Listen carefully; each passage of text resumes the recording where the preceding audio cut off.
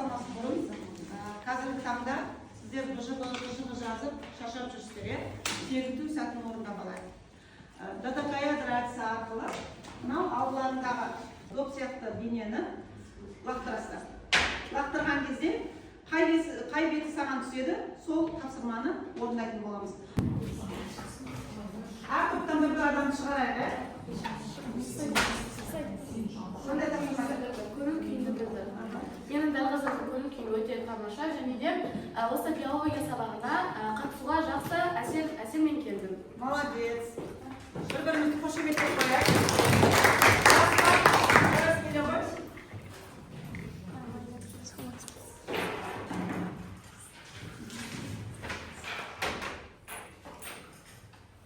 Досыңа қол болуға.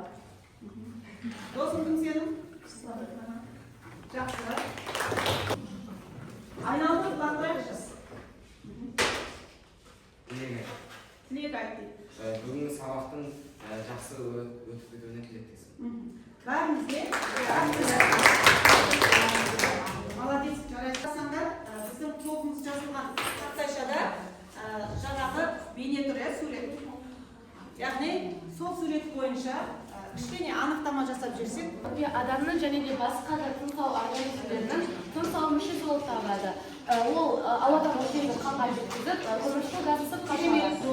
Өтпеген тыныс алу барысындағы соңғы жасалатын қадам. яғни тыныс алу жолының соңғы кезеңі. Альвеолада не жүзеге асады балдар? Тыныс алудың құрылысын өттік қой. Газ алмасу. Молодец, газ алмасу. Себебі ода нелер орналасқан? Альвеоланың қабырғалары. Молодец, қан тамырлары орналасқан. Сол жерде газ алмасу жүреді. Яғни көмірқышқыл газы, қан тамырлары көмірқышқыл газын сіңіріп, оттегі бөлініп, сол именно сол неде өкпеде газ алмасу үдерісі жүреді. Және тыныс алу гигиенасы. Яғни өкпе жұмысының көрсеткіштерін не жүзеге асады? Тыныс алу көрсеткіші жүзеге асырады.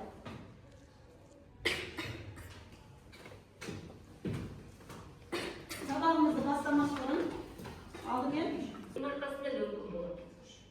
Біз тыныш қарағанда бөгеттен қабырға аралық бұлшықет тербелісінде бір уақытта ауаны сыртқа итеріп шығарып, өкпелер өзінің қалыпты жағдайына қайтады. Бұл өкпелер иілгіш болғандықтан және көкірек қуысы оларға қысым түсіретіндіктен жүзеге асады. тақырып тыныс алу және тыныс шығару үдерісін өткен болатынбыз. Яғни үй жұмысы бойынша осы бір тапсырманы орындап жіберейік.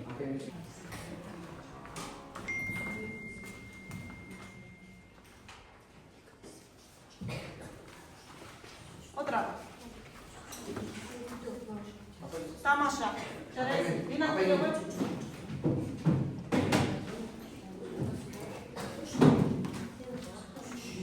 Атап орындаймыз балалар. Яғни мұрын қуысынан кейін жұтқыншақ, Апай, мен жайшы.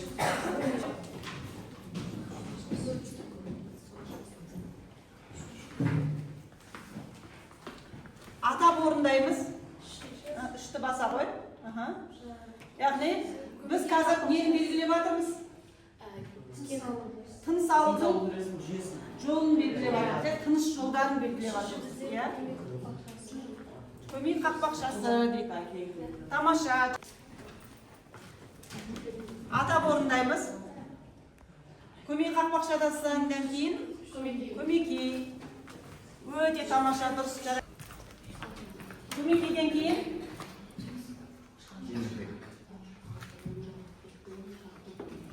керемет. Кім келеді?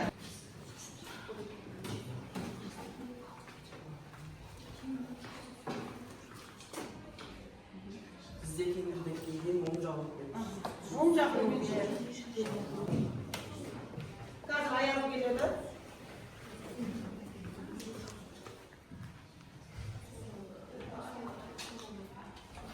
Тамаша.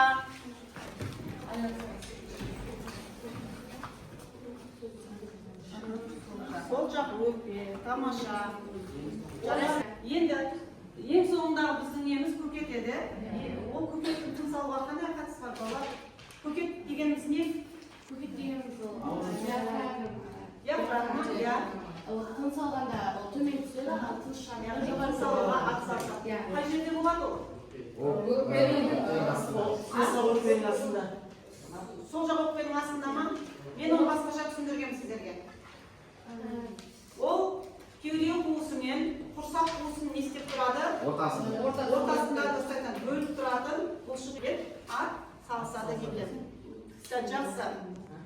Енді видеомызды көрдік.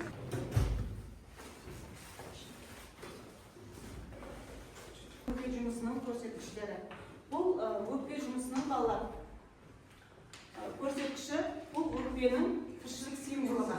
Яғни біз терең тыныс алып, тыныс шығарған кездегі ауаның көлемі өкпенің тіршілік сыйымдылығы болып есептелінеді. Яғни өкпенің тіршілік сыйымдылығы бұл адамның жынысына байланысы бар. Мысалы, әйелдерде 2-7 литр, ер адамдарда 3,5 литр. Сонымен қатар өкпенің тіршілік сыйымдылығы ол адамның дене белсенділігіне, яғни спортпен айналысқан адамдарда өкпенің тіршілік сыйымдылығы өте жоғары, яғни 6-7 литрге дейін болады. Енді бұл жаңағы өкпенің көлемінің түрлері, бұл тыныс алу көлемі, қосымша көлем, қордағы көлем, қалдық көлем. Балдар, бұл осы мен атаған қазіргі қосымша көлем, тыныс алу көлем, қордағы көлем, қалдық көлем, бұл өкпенің жұмысының көрсеткіші. Өкпенің жұмысының көрсеткіші. Яғни, мысалы, тыныс алу көлемі, қазір мен сендердің алдыларында тыныс алып тұрмын, сендер де тыныс алып тұрсыңдар. Яғни, біз 1,5 литр ауаны жұтып, 1,5 литр ауаны естеміз шығарамыз. Бұл тыныс алудың көлемі, тұрақты көлемі. Қосымша көлем, бұл қалыпты тыныс алғаннан кейін қосымша терең тыныс алған кездегі жұтылатын ауа.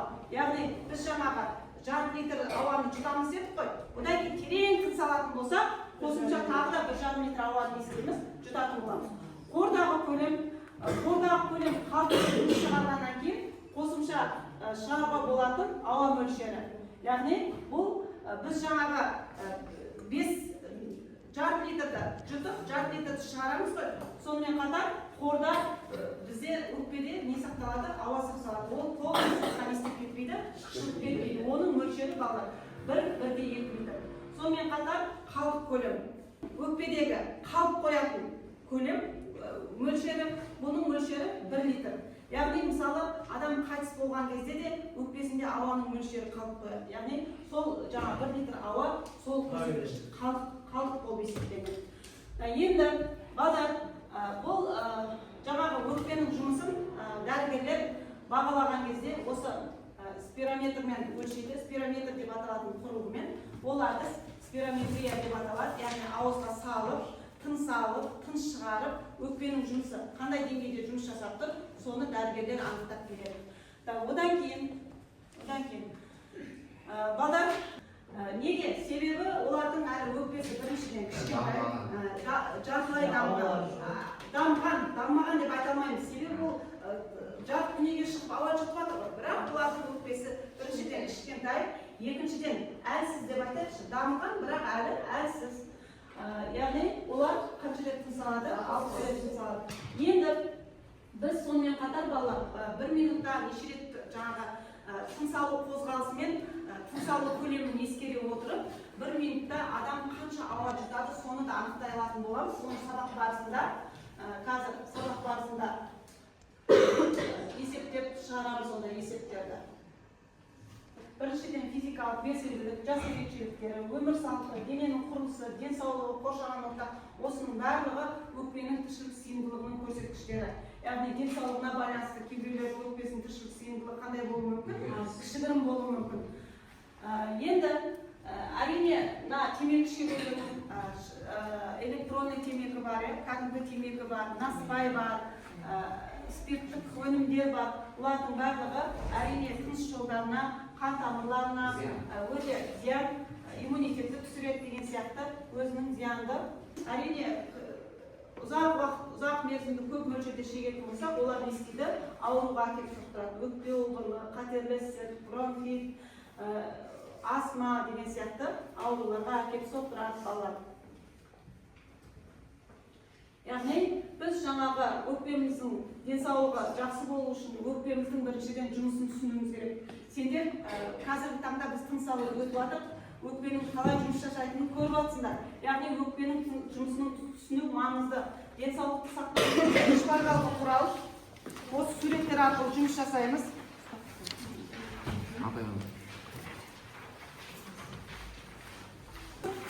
өз ойларыңды тұжырымдайтын боласыңдар. Уақыттар болады.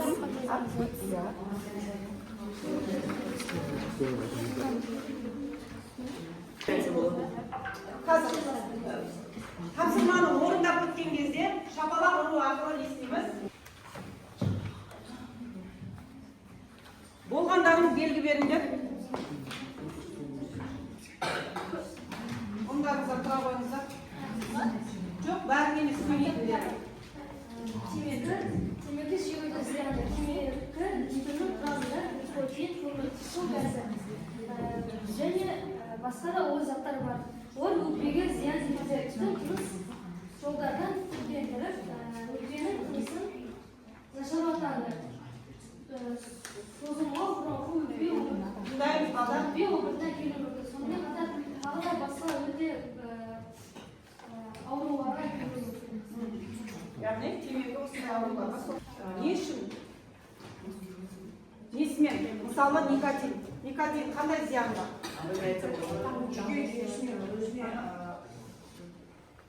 Никотин несінде? Яғни неге никотинге деген тәуелді? Тағы да қара күйе, смола, ол не істейді? Өкпе жолдарының ауруларға, инфаркт және тағы басқа жүрек ауруларына, омар ауруларына дұрыс айтып жатырсыз, өте тамаша. Мен ол бар? Өкпенің тіршілік сыйымдылығы. Жалпы адам ең терең тыныс алғаннан кейін сол мөлшерде тыныс шығаратын болса, ол өкпенің тіршілік сыйымдылығы деп аталады. Және мына суретте қарайтын болсақ, бұл 3,5 сантиметр куб өкпенің терең тыныс алуы, 2 сантиметр куб өкпенің қалыпты тыныс алуы, 1,5 сантиметр куб өкпенің қалыпты тыныс шығаруы, ал 1000 сантиметр куб өкпенің терең тыныс шығаруы деп аталады. Біз өкпе тіршілігіне сенімді болған спирометр құралы арқылы өлшейміз. Оның ішіне арнайы шлем болып соны ауызға салу арқылы біз қанша сантиметр куб алатынымызды білеміз. Яғни өлшеуге болады, оны литрмен, тағы нені өлшеуге болады? Сантиметрмен, молодец. Яғни өкпенің тіршілік сыйымдылығы дегеніміз ең терең тыныс алып жұтқан ауаны қайта шығарған ауа көлемі. Яғни соны өкпенің тіршілік сыйымдылығы. Зертханалық жұмыс орындаймыз. Зертханалық дәптерлеріңді аша қойыңдар.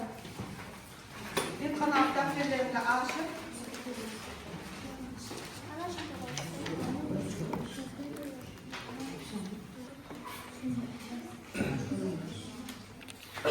Жазыңдар. Бүгінгі числоны жазыңдар, зертханалық жұмыс.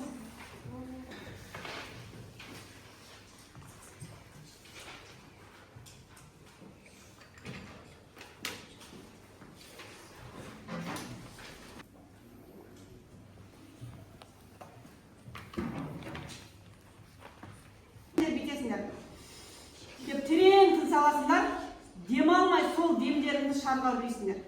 Жақсылап тыныс алыңдар.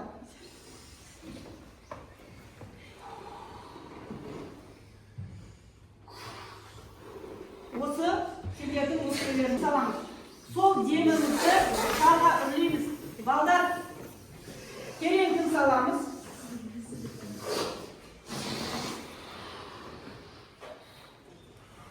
Осы біздің өкпеміздің тіршілік сыйымдылығы.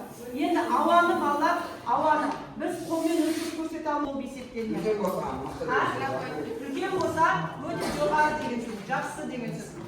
Кішкентай болса, ол адамның жасына байланысты, денсаулығына байланысты, түрлі ауруларына байланысты, оның көрсеткіші қандай болады? Түрлі болады, әртүрлі болады. Енді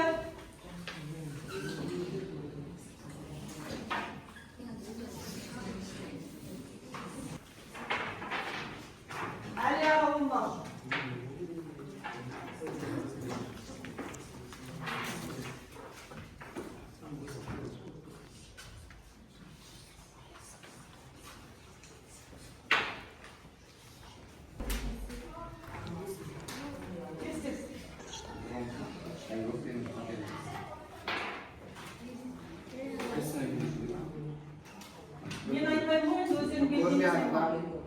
Қайсы?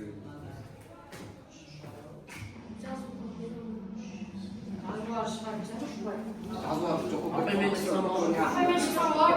Жазуар көрмей.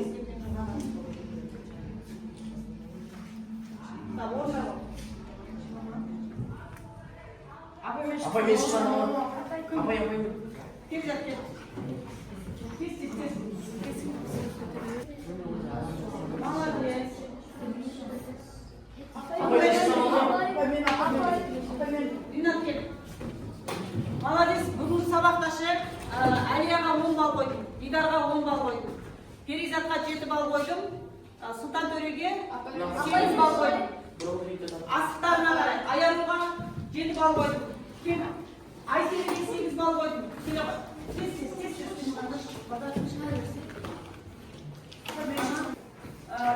бір-бірлік басыңдар. Жинала беріңдер, жинала беріңдер. Сендердің кері байланыстарыңды білетін боламыз. Бір-бірлік басыңдар, бәрін жабылыңдар.